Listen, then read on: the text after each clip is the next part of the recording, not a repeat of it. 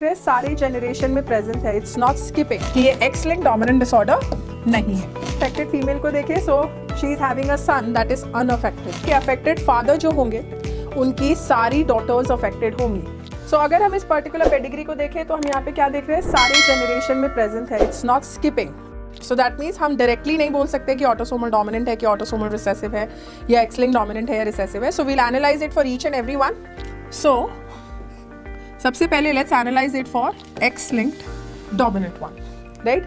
अगर ये X linked dominant है तो हम इजीली आइडेंटिफाई कर सकते हैं कि क्या जीनोटाइप्स अवेलेबल होंगे, क्योंकि यहाँ पे कैरियर वाला सिंबल हमें नहीं दिया है, राइट। तो हम असर्टेन नहीं कर सकते कि डोमिनेंट है रिसेसिव है। ऑल्सो क्योंकि स्किप नहीं कर रहा है generation, then also we can not identify that. तो अगर ये एक्स लिंक्ड डोमिनेंट है, so these individuals will be like this, right. Unaffected ones will not be carrying the allele of it.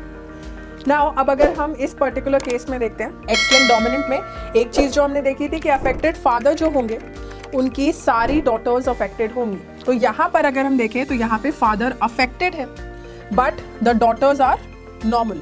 तो इससे हम क्या आइडेंटिफाई कर सकते हैं कि एक्स लिंक्ड डोमिनेंट तो नहीं है, राइट। अब अगर हम यहाँ पे देखें तो इनमें से एक भी इंडिविजुअल के पास डिजीज कॉजिंग एलील नहीं आई है, जबकि फादर जो है एक्स क्रोमोसोम वो इनहेरिट करता है डॉटर को। तो हम यहाँ से क्लियरली आइडेंटिफाई कर सकते हैं विद दिस पर्टिकुलर फैमिली कि ये एक्स लिंक्ड डोमिनेंट डिसऑर्डर नहीं है, right. So this is the clue for it कि आप एक्स लिंक्ड डोमिनेंट डिसऑर्डर के लिए affected male will have all affected daughters, जो कि हमें यहाँ पे देखने को नहीं मिल रहा है।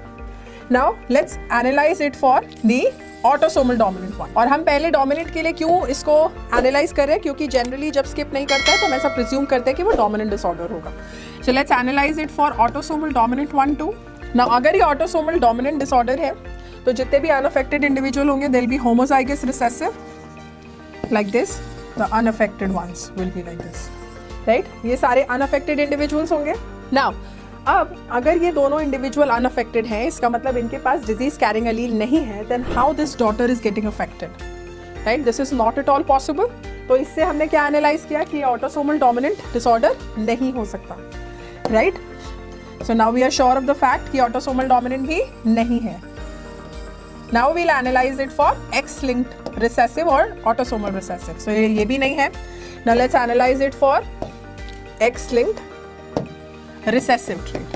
Now if it is an X-linked recessive trait, उस पर्टिकुलर केस में क्या होगा कि जो हमारे इंडिविजुअल्स अफेक्टेड है, they'll be having genotypes like this. उनको हम ascertain कर सकते हैं easily.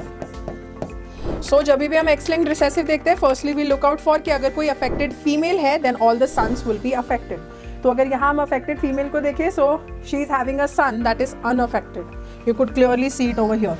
ठीक है, इसके पास दोनों ही एक्स क्रोमोसोम पे डिजीज दलील है, but this son is unaffected, which clearly shows कि एक्स लिंक्ड रिसेसिव नहीं हो सकता। Another thing that the affected female must be having an affected father, ठीक है। तो यहाँ पे इस पर्टिकुलर केस में अगर हम देखें, ये फीमेल अफेक्टेड है but the father is unaffected. तो that means it is not even showing the X linked recessive inheritance pattern. तो ये इसके लिए भी नॉट ट्रू हो गया। Now let's analyze it for the autosomal recessive one. Now we'll analyze it for autosomal recessive one. Now अगर ये autosomal recessive है, that means the diseased individuals will be homozygous recessive like this, right? This is the way they are going to look like.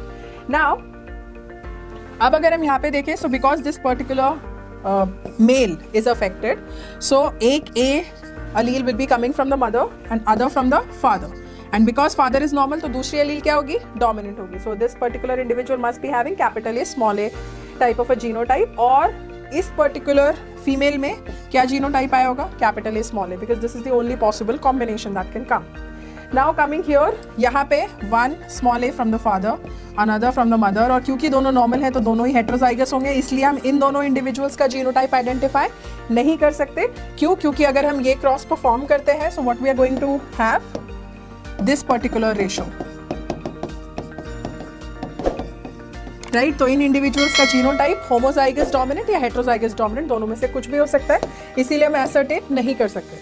Now coming to these individuals, again we are not sure of this and this one as well, right. इसके लिए भी हम sure नहीं है।